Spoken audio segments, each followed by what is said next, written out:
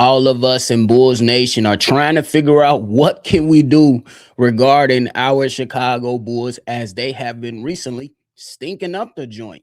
But we got to talk about the Chicago Bulls offense. We once thought it was a strength, but according to the last 7 games, the Chicago Bulls offense is no longer a strength.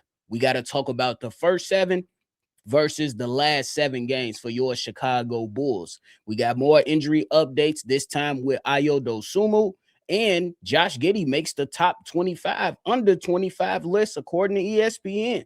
Y'all know we're going to talk about it, break it all down, but you got to hear the music first.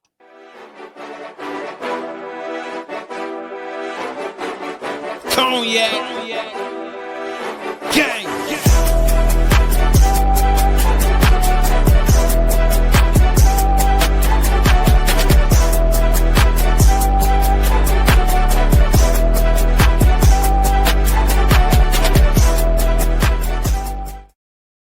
Shy Boys Podcast with the Cognac Boys. I'm Cognac Boy Bobby, and I'm holding it down on another daily episode to talk about your Chicago Bulls. So if you're tuned in, like talking this Bull talk, even when they give you a headache, and I'm going to keep saying it until they give us something to cheer for, hit that like button and subscribe to the channel. First and foremost, happy holidays to you all out there. And yeah, man. Hey, if you want to tune in and lock in with Bobby this weekend, we can go ahead and cheer for our Chicago Bears. I'll be at the Wind Creek Casino in South Holland, hosting and collabing with Brandon Tracks of Chicago Sports Podcast. And we'll be hosting a live watch party for the Chicago Bears. It is a free event. We'll be doing giveaways. We'll have a live DJ, and you can come in, have fun, and let's just cheer for something that is positive around Chicago right now. But let's get into the content, man.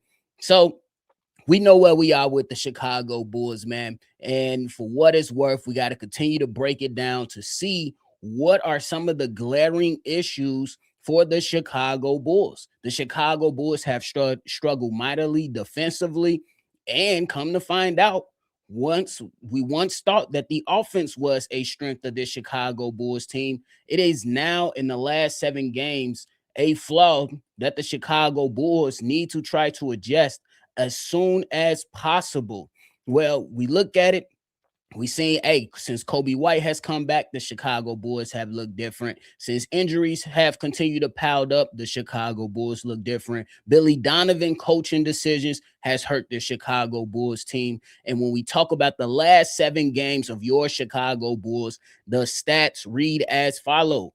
Offensive rating, 106.5, which is last in the league.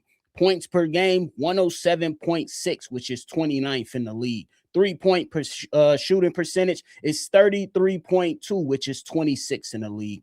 Field goal percentage, 44.9 is 25th in the league. Free throws attempt per game at 21, 25th in the league. Assists per game at 24.9, 19th in the league. And the team that has a high rate of pace of playing fast is ranked 19th in fast break points at 14.9. That's in the last 7 games for your Chicago Bulls, pretty much ranking at the bottom of the league, really putting a microscope on this Chicago Bulls team. And these are the problems. This is the evidence. And this is crazy because it's coming from a Chicago Bulls team who wants to get out and play fast, who wants to go out there and show a little bit of physicality and toughness.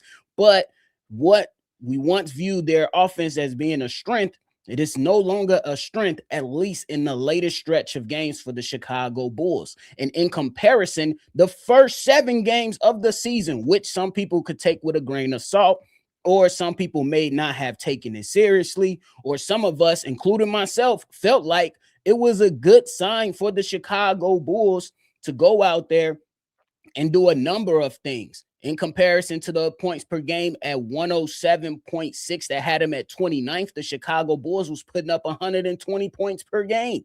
In comparison to that 33% that has them currently ranked at 26 in the last 7, the Chicago Bulls was shooting at 40% from the 3. The field goal percentage went was at 49.6 compared to 44% right now. Free throw attempts, not a great level that it was at, but it was at 23 compared to now in the last 7 at 21, with the assist for the Chicago Bulls in the first 7 being 29.6 compared to right now at 24.9. So Chicago Bulls players and these coaches need to try to hone in on what can be done to help the Chicago Bulls team. Maybe it's one thing or another, but maybe we have to slow the pace just a little bit. Not too much, but just a little bit. The Chicago Bulls still rank at the top of the league in pace, and yet we're still seeing with our eyes, without looking at the stats, when we sit here, host live calls, and watching our own precious time,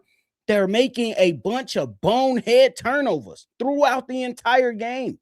And the crazy thing is while they're moving fast up the basketball court, we're not seeing players cut to the basketball. We're not seeing guys crash the glass to go out there and give you great second chance opportunities. We're seeing one-on-one play more so now than we did once the season started. When the season started, I hold myself accountable, and y'all know this. I take the heat. I was saying Billy Donovan was coaching his ass off at 6-1. I was saying that, because the Chicago Bulls team had a different feel. They knew that they didn't have the star power, and they understood that they have to cut to the basket, that they have to do the right actions of what a play is calling. And they knew that they had to crash the boards to give themselves second chance opportunities. And guys was getting downhill and driving to the basket and getting to the foul line or converting some easier 2-point shots. Right now, that is not evident for the Chicago Bulls. Right now, that seems to be looked upon as a struggle for the Chicago Bulls. Josh Giddey a couple games ago said that the memo is out on the Chicago Bulls. Get back in transition, load up, and force them to play good basketball. My only question is that with all the things that transpired over the offseason and all the work that you guys put in without head coach Billy Donovan, how do you not understand what good basketball requires of you or what it needs to look like? That does not make sense to me. This is supposed to be a thing to where guys were able to build up some chemistry to where they can play well on the basketball court. Notice I did not say anything about liking 11. This is not a reality TV show. This is real life. There ain't nothing scripted about it. This is real life. Guys have to come up and show up. And if a play requires you to cut to the basket, you have to cut to the basket. No ifs, ands, or buts about it. If a play calls for you to come roll off the screen, you have to roll off the screen. I think there's a number of players we can point at individually, but at the end of the day, this team is putting on this display of basketball each and every night, at least within the last few weeks, and it is completely unacceptable.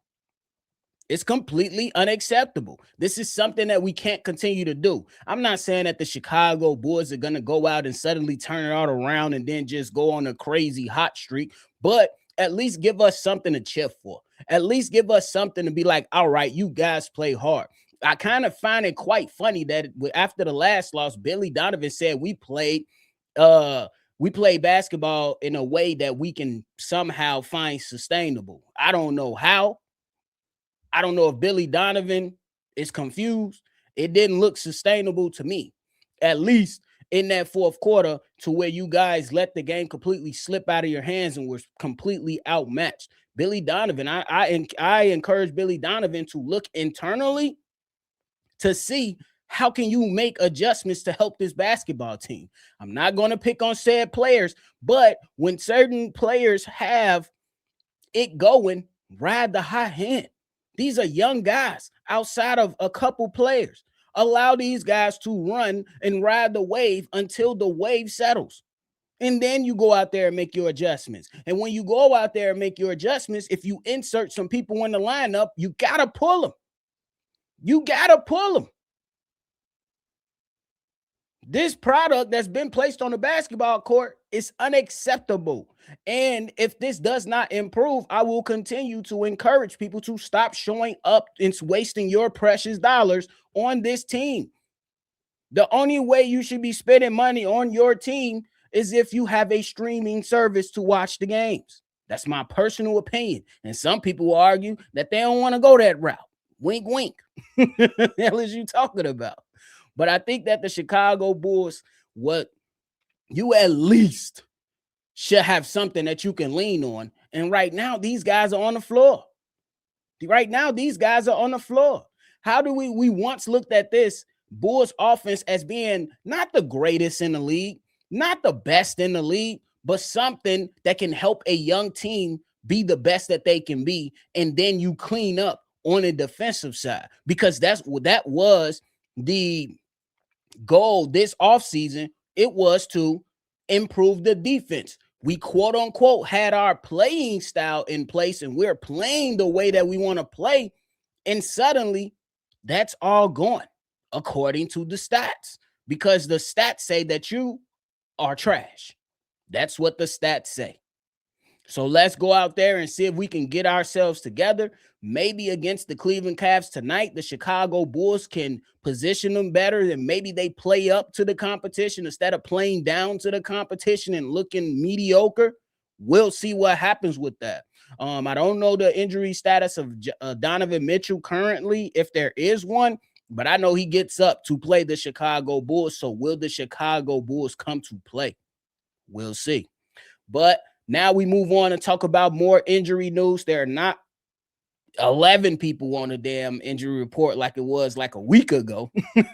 But instead, we focus more on Ayo Dosunmu and his injury status versus the Cleveland Cavaliers. Now, Ayo Dosunmu said he has 2 thumb strains, 1 in each hand, which is crazy. My boy, what you been doing on him, man? What you been on? Nah, I ain't gonna speculate. I'm gonna chill out. I ain't gonna do too much speculation. I'm gonna chill out. But I'm gonna just say he got 2 thumb strains, 1 in each hand, and a bone bruise on top of the strain in his right hand.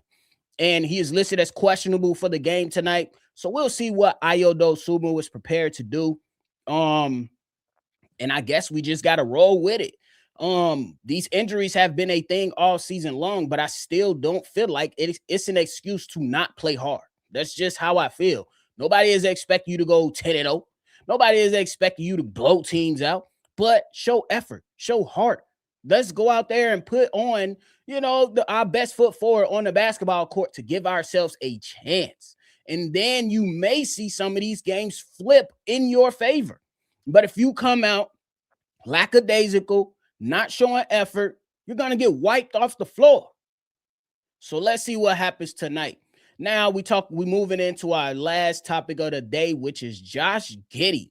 ESPN just recently released their top 25 players under 25, and Josh Giddey made the list.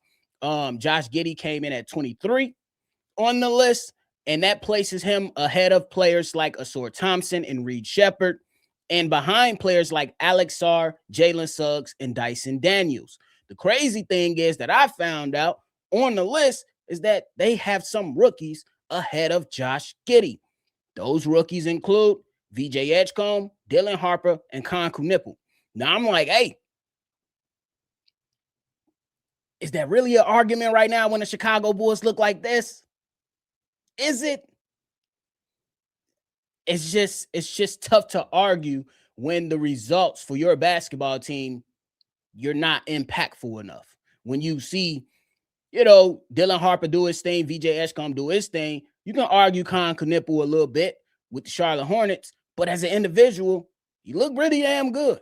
But for the Chicago Bulls' sake, I can't jump out on that ledge to defend anything when I'm so frustrated with my basketball team. But Josh Giddey so far this season is averaging 20 points per game, 9.5 rebounds, and 8.9 assists a game. That is very, very good for a rookie in this league. Team's probably not one of the best teams in the league, but as an individual, almost averaging a triple-double as a rookie, that's pretty damn impressive.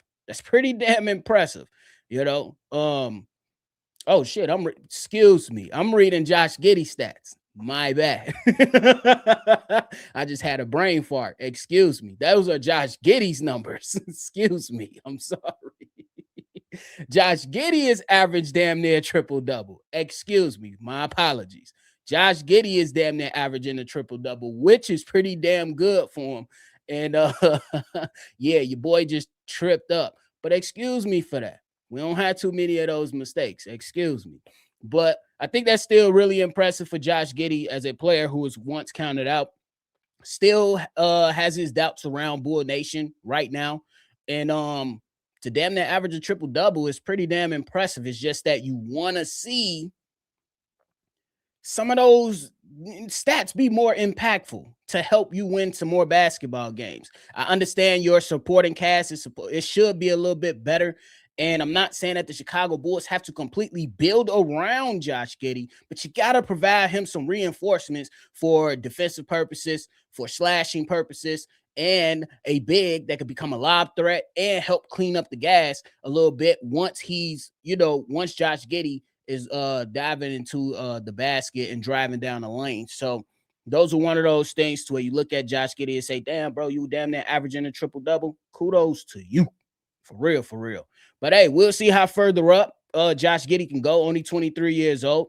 We'll see if he can, make this list again in the future whenever they decide to do it. I'm pretty sure there'll be more lists on the way. I mean, it's not the end all be all, but it is very, very interesting to see and break down once these lists do come out to see what the consensus is around the league and in other industries, as far as our writers compared to me, because typically I'm a biased Bull fan, but as of late, I've been 100% on the line of this team stinks. So we'll see what happens with that. And shout out to Josh Giddey for making a list. Shout out to Josh Giddey making a list. But hey, that is it for me today, y'all. Big O, I seen your voicemail, brother. I want to give an opportunity for somebody else to come in and be able to be a part of the mailbag episode that I'm going to have tomorrow prepared for you all. So if anybody else want to call in and join Big O and be a part of the mailbag that is going to be dropping tomorrow, you can go ahead and call in and do so. The number to do so is 773-242-9219. We appreciate y'all over here. Make sure you hit that like button and subscribe to the channel before you go. Try to see red. I know it's a little hard, but we still got to rock with our team. We can't be flip-flopping and be bandwagoning us. That's just not how I roll. In fact, I just find it weird for Illinois people, Chicago people to just jump ship into becoming fans of teams of Wisconsin, especially when it's that ugly ass yellow and green. It's just how I look at it. So we gonna rock with our team even when they give us a headache. But hey, well, I appreciate y'all, man. And y'all already know I'm gonna catch y'all on the next one for sure. Peace. Cognac. Gang.